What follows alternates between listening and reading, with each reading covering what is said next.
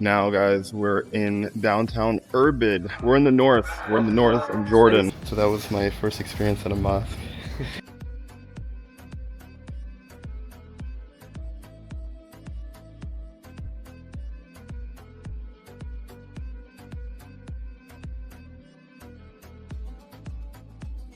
So this is Syrian architecture. So it's a Syrian architecture, and the way we know it's a Syrian architecture because back in the day, the Muslim Arab people want to protect their women from their neighbors, but also they wanted to give their women the luxury of having a garden. Yeah. So they built the garden inside and all the rooms all around it. I like that. It's like, you see the stairs and... Yeah. So Well, all the actual rooms are outside. Outside. So this And the became garden's inside. this became like a museum now. It's like preserve it. So it is the house of that person. That person is Arar, he's a famous poet, and he's actually buried right there. Oh wow. The most significant thing that he did, that he birthed his son. And his son is one of the greatest prime ministers of Jordan, and he's like beloved by everyone. Wow. He only lived 50 years.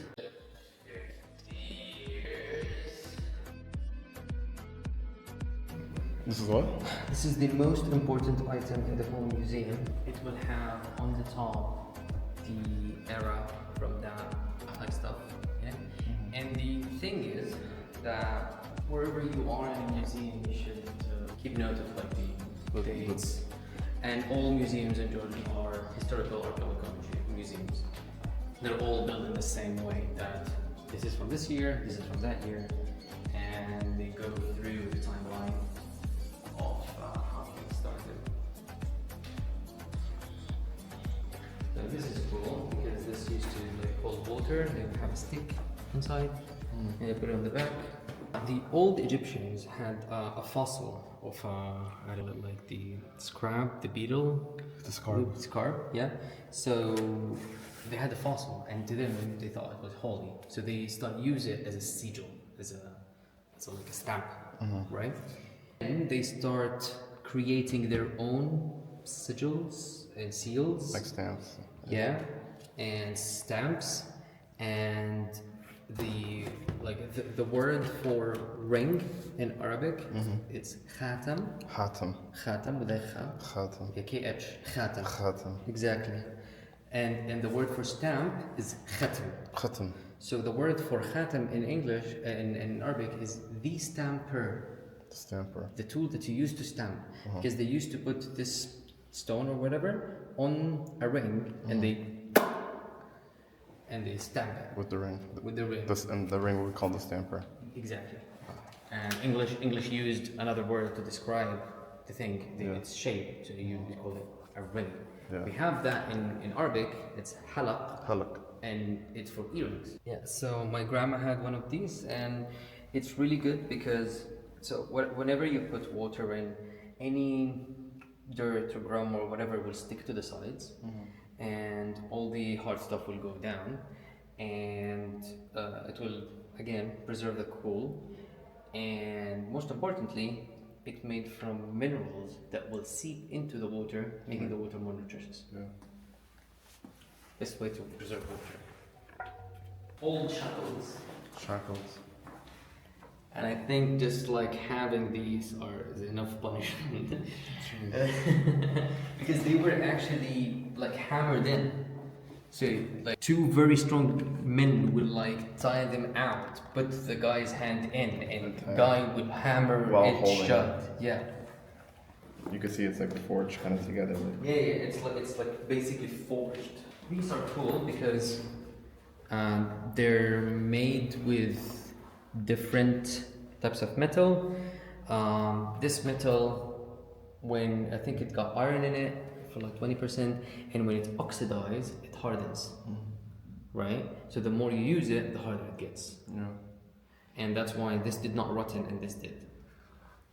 And this, it's an S shape because they wanted the cross-section area of the penetration of the sword itself to be larger, but maintaining the same, a lesser weight.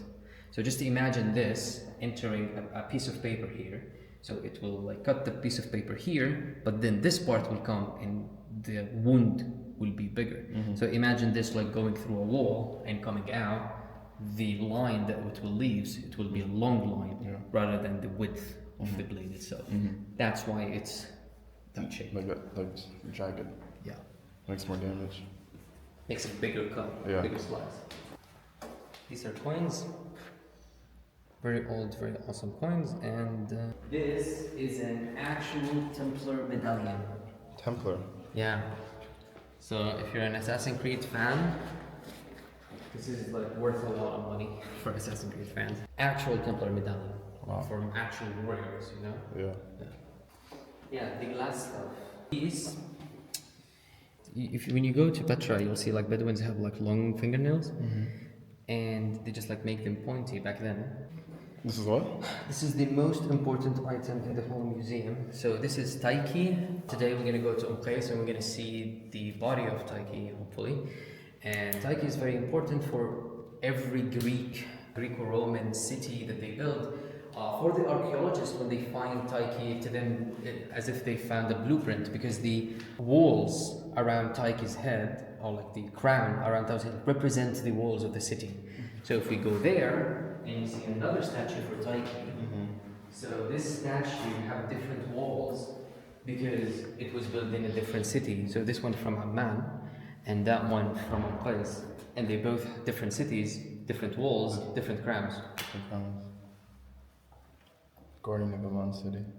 Yeah. It's an unmade one. It's this is like one of the very early stages. If you look, it never got finished. Yeah, if you look at the thickness of this, it's the same thickness of that. So this is just like ought to be made, but it's not made yet. These all are sand statues because you'll find them, especially this one. You'll find it in near cemeteries, and they have their right hand on their heart to represent sorrow and sadness. These, they look Asian, and the reason they look Asian because they are, and what this proves either that these are gifts that came all the way to here, or that actual people came here and people here attempted to make sculptures of them. So either way, this is an actual proof of an existing Silk Road before the known Silk Road, like a very ancient Silk Road between the East and the West. Either way, they were here. Yeah. So either their goods were here or themselves were here. Well, they brought them goods. Either way, they brought their goods here or they stayed here. Yeah. So it's a proof connection of Silk Road. Even if it's 1,000 years old text on a stone, I still can read it. It's some sort of prayer. So it says, Allahumma ghafir al-dhanb, qabil al-tawb, dhul al-iqab, dhul tawr la ilaha illa. So it's more of a prayer that we already know. That's why I can recognize it more. But I can read it if it was anything else. I can read most of it. This is they call it Proto-Aramaic. So this is it is like is Nabatean kind of font. So the people who wrote Arabic were actually the Nabateans who already knew Aramaic. And because they know Aramaic, they know how to write. Aramaic was the language of the world back then. It was the most used one. It was the formal one. It was like English today. So everybody spoke Aramaic from Spain to India. To Jesus. Yeah, even Jesus. So they already knew Aramaic and they have the alphabet. And but they're also Arab, so they want to speak Arabic and they want to write Arabic. So they modified the Aramaic text a little bit and they created the Nabatean text. And this is pre-assumption of what that would be like, and you can see some Greek letters like theta, phi, sigma, and some other letters, because Arabic was actually found before it was written in Arabic letter or Aramaic letter.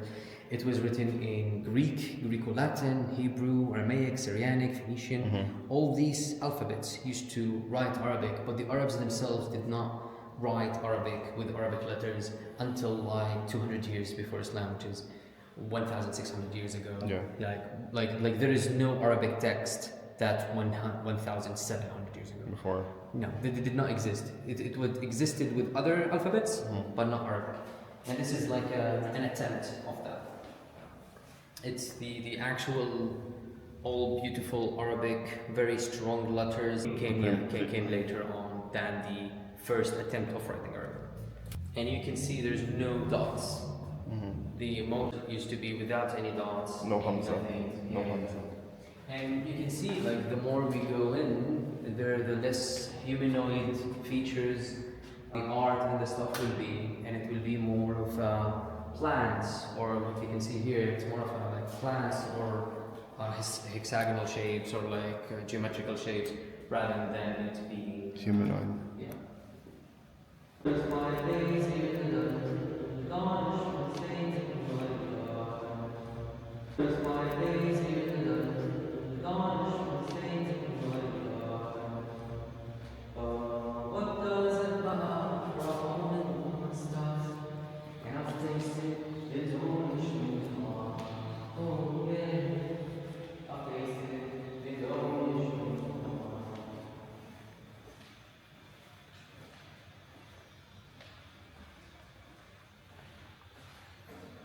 So this is not art, it's an lighthouse. This is a very old door. We're gonna see one like it in Qais. This door is pretty much cool. If we were standing at this line, right, where we should be standing, this will look small to us. Yeah.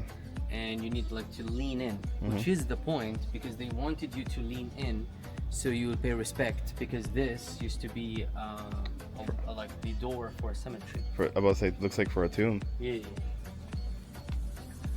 And there's another one like that right there. All these stones are not actually stones. They're like metal alloys. So they have a lot of metal inside. There is like 25 to 30% iron in this one. This is mostly iron. Yeah, and you can like You hear it. the ringing.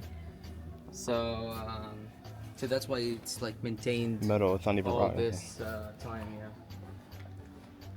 This is a Slavic tomb. This is the Slavic star. The Slav. Yes. Another door over here. This is, and it's for a warrior. That's a Slavic star. That's the Slavic. That's like an axe there to indicate that he's a warrior. There's the axe from here. And it's very strange. It's off-putting. It's like, it's very strange that it's here. We don't know how it got here. The Slav is like here, yeah. Exactly. They used Olive press. Yeah, they used to this to olive press, and like it will drip down from here. Cool shit. This is marble. Jordan got 0 marble stones. All of the marble in Jordan is imported from outside. All the marble that you see in museums was imported from other places all over the world, mainly Athena and Turkey.